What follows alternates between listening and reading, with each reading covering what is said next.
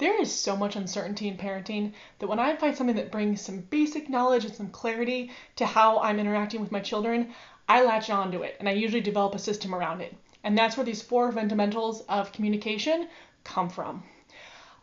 So we're getting ready in our house for the kindergarten transition. Our daughter, she's 4, almost 5, and she'll be going to kindergarten next year.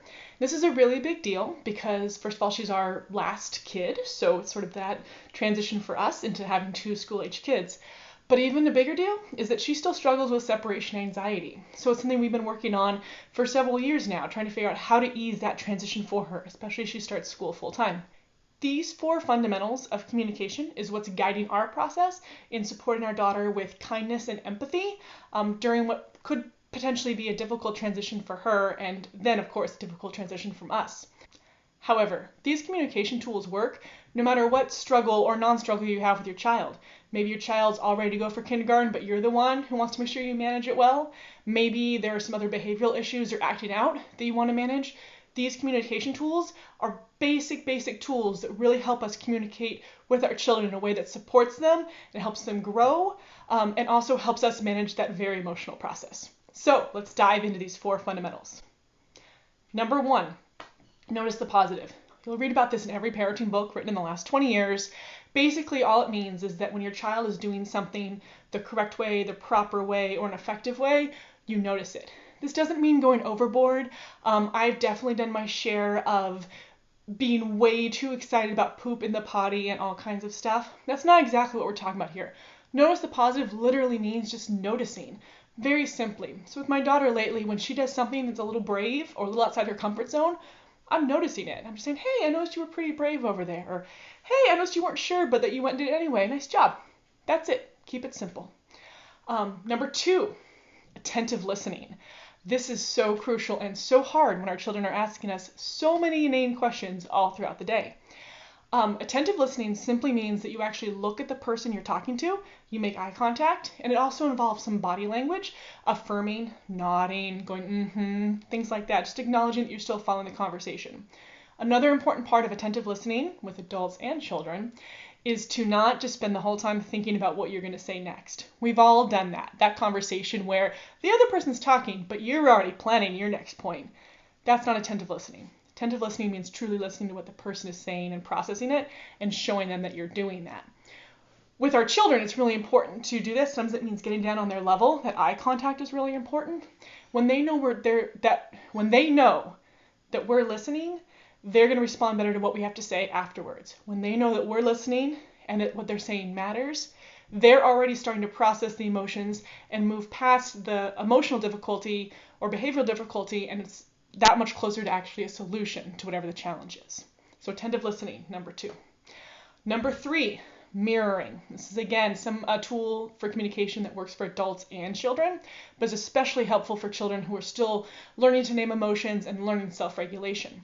Mirroring just means that when the other person says how they feel or says something attached to an emotion, we mirror back what we hear them say and what emotion they're naming. So my daughter says, I scared about leaving somewhere. I bend down, I'm looking at her attentively, and I say, I hear you saying you're scared. How does that feel to you?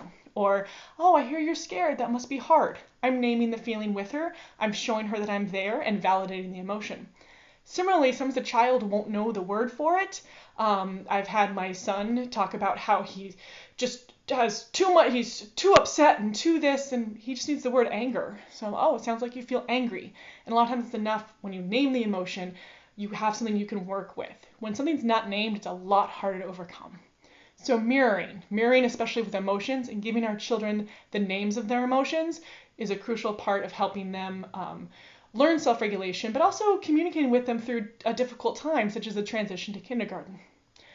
Number 4, modeling. And this one's a little harder. And I have to say, when I first learned about this communication technique as a parent, it freaked me out.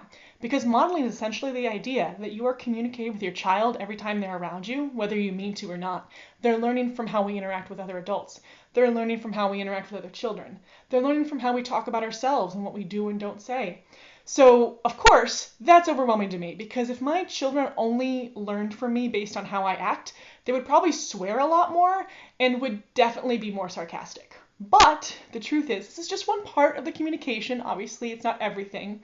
And when we think about modeling, it's really helpful during a time of transition to get really specific in our brains about what kind of emotional recognition and behavior we want to model for our children.